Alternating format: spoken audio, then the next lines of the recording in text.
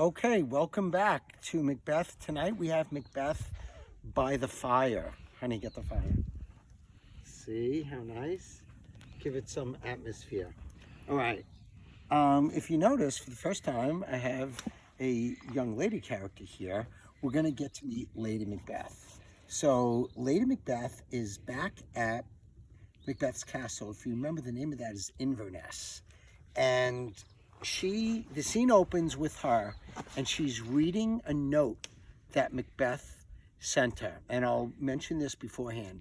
He wrote and sent this note to her. And by the way, that would have probably meant dashing something off and handing it to a messenger and saying, bring this to my wife. He wrote it after he met the witches, but before he went to Duncan. So that means before Duncan made that announcement about the Prince of Cumberland and Malcolm being named the heir, okay? So when this opens, Lady Macbeth is reading a note, okay? And she says, "They met me in the day of success, and I have learned by the perfectest report," here, we'll make her read, "they have more in them than mortal knowledge. When I burned in desire to question them further, they made themselves into air, which they vanished.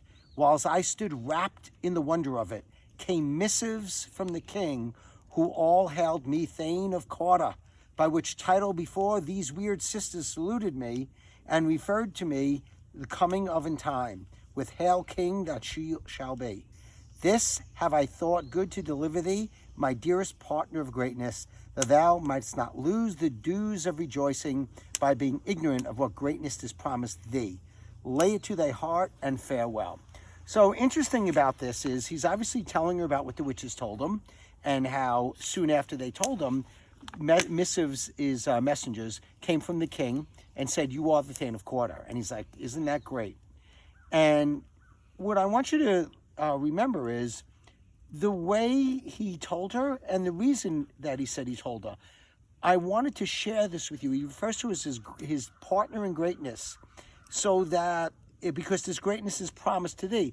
Obviously, if he becomes king, she would be queen. So that's what he's referring to. But the point here is that the relationship is obviously pretty close, and he wanted to get this news to her, okay? She puts the letter down, and now she starts talking. She's by herself. So this is essentially a soliloquy, and she's talking to herself, and she says this: "Glaums thou art, and Cawdor, and shall be what thou art promised. Yet I do fear thy nature, it is too full of the milk of human kindness to catch the nearest way." So she has decided Macbeth's going to be king. But what has she said? Notice the word "yet." "I do fear thy nature, it is too full of the milk of human kindness." She's talking about him, by the way, like he's there. She's using the second person, like you. And she says, "You're too nice. I just know you. You're too nice. Thou wouldest be great, art not without ambition, but without the illness should attend to it."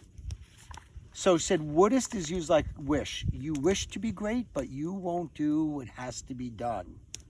"What thou wouldest highly, thou wouldest thou holily. Wouldest not play false, and yet wouldest wrongly win." You would love to be king, and you would take it, but you're not going to do what needs to be done to take it. You would take it if it was given to you, but I just know you're not going to want to do what has to be done, okay? "Thou wouldest have great glaums, that which cries, thou must do if thou have it, and that which rather thou dost fear do, than wishest should be undone." After this, she kind of raises her hands as if to the gods, and this happens a few times. It's like invoking the spirits, and listen to what she's praying for. "Hie thee hither, that I may pour my spirits in thine ear, and chastise thee with the valor of my tongue, all that impedes thee from the golden round, which fate and metaphysical aid doth seem to have crowned withal." Please, please, please, please, just let him listen to me. Let me pour my spirits into his ear. Just let him listen to me, okay? While she's doing that, a messenger comes in. The joke will be a messenger. And the messenger comes in to tell her about what's going on. And she turns to him as soon as she sees him and says, "What is your tidings?" And the messenger says, "The king comes here tonight." And Lady Macbeth says, "Thou art mad to say it." What she was thinking of, think about what she was saying, like, he's not going to want to do what has to be done. What Lady Macbeth was immediately thinking of is, we got to kill Duncan. We got to kill Duncan. How are we going to get to Duncan? How would we ever get to him to kill him? That's what we have to do. He's not going to want to do it, but that's what we have to do. And then this messenger comes in and says, the king's coming here. That's why she said to him, like, are you kidding? It's almost like, oh my goodness. But then she tries to cover it. And so then she just says, is not thy master with him? Who, were it so, would have informed for preparation. She's like, what do you mean? Why are you telling me this? Where's Macbeth? And the messenger tells her, so please you, it is true, our Thane is coming. One of my fellows had the speed of him, who almost dead for breath, had scarcely more than would make up his message. He's like, he is on his way, but somebody rode ahead to tell us this. And so Lady Macbeth says, give him tending, he brings great news. So he leaves, all right? It's important to realize that because, again, she's alone, all right? And this is what she says when she's alone. The raven himself is hoarse that croaks the fatal entrance of Duncan under my battlements. Look at what she just described, the way she just described Duncan coming to them. It's a fatal entrance. Fatal means deadly. She's got no doubt about it. He's coming here. We're getting rid of him. Okay? This is an interesting line, and we'll talk about this, which means I'll talk about it and you'll listen. Come, you spirits that tend on mortal thoughts, unsex me here and fill me from the crown to the toe top full of direst cruelty. Make thick my blood, stop up the access and passage to remorse, that no compunctious visitings of nature shake my fell purpose, nor keep peace between the effect and it. This is the introduction of a very important recurring motif, and it has to do with gender roles. Lady Macbeth said she evokes the spirits, asking them to unsex her. What is she talking about? She needs to be unlike a woman. She needs to have a sex unsexed. Why? Because she wants to do things that a woman are not supposed to do, namely plan and execute a murder. Okay, that's what she's talking about. All right, and she continues with this idea. Come to my woman's breasts and take my milk for gall, you murdering ministers, wherever in your sightless substances you wait on nature's mischief. The another important image with a woman is the idea that she nurses, and when she says take my woman's milk, that's exchange. Take out my mother's milk and gall. Gall is what the liver produces, the bitter bile, and actually from the gallbladder, and gall. And it's like exchange this nurturing mother's milk for this bitter acid. Okay? Come thick night and pall thee in the dunnest smoke of hell, that my keen knife see not the wound it makes, nor heaven peep through the blanket of dark to cry, hold, hold. Another motif connected with this, and I think I mentioned it before, is the light and darkness. Make it dark. We're going to be doing something that's evil. Okay? As she's finishing that up, Macbeth comes in. He walks in, and she turns to him and says, Lady Macbeth was a very tall woman. Great Glamis, worthy quarter, greater than both by the all hail hereafter. Thy letters have transported me beyond this ignorant present, and I feel now the future in this instant. And he says, my dearest love, Duncan comes here tonight. And she asks him, and when goes hence? She's testing him. He said, Duncan's coming here. And she's like, when's he leaving? And he answers, tomorrow, as he purposes. And that's not the answer that would make him pass her test. She says, oh, never shall sun that morrow see.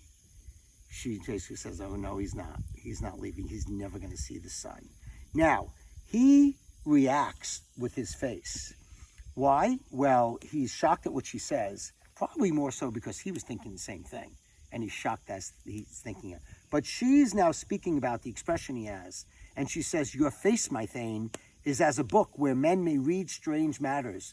To beguile the time, look like the time. Beguile means fool. She's like, to trick the time, you have to look like it. Bear welcome in your eye, your hand, your tongue, look like the innocent flower, but be the serpent under it. That's a great line. It's like, you can't look with your mouth all open if we're going to pull this off. All right? You have to have a poker face. You can't look like that. Okay? He that's coming, that's the king, right? He that's coming must be provided for, and you shall put this night's great business into my dispatch. What did she just tell him? I'll take care of it. Just, he's coming, I'll take care of it. I will take care of anything. That's the beginning of her being more like man. Here is this warrior Thane, and she's planning a murder, and she's like, don't you worry about it, I'll take care of it. Okay? Which shall to all our nights and days to come give solely sovereign sway and masterdom. And all he says is, we will speak further. And she continues, only look up clear, to alter favor ever is to fear. Leave all the rest to me. Again, I will take care of everything, which is really a reversal of the gender roles, okay? I'm actually just going to describe for you the next scene, which is 6. It's a really short scene, and it just has one very interesting, ironic aspect to it. It's an outside scene. Duncan and his whole entourage, and you have to think that there's probably maybe 100 people with the king. They're riding up to Macbeth's castle. They're riding up to Inverness. And as he rides up to the castle, he stops and he looks up and he's like, I always liked this castle. It just is always so warm and homey. This is one of my favorite castles. And then they go riding in. And obviously the irony is that they're inside this warm, loving castle and they're plotting his death. And again, it emphasizes how unknowing and unsuspecting Duncan would be, that there is any malice from Macbeth towards him. That, it's completely out of the blue, okay? And he actually does get into the castle, and he meets Lady Macbeth first, and he's just gushing, we love your husband. And she's like, oh, we're so happy, and we're so glad you can join us. And that sets us up for one more scene in this act, and then we're all set with Act 1. All right. Have a good night, guys. Take care.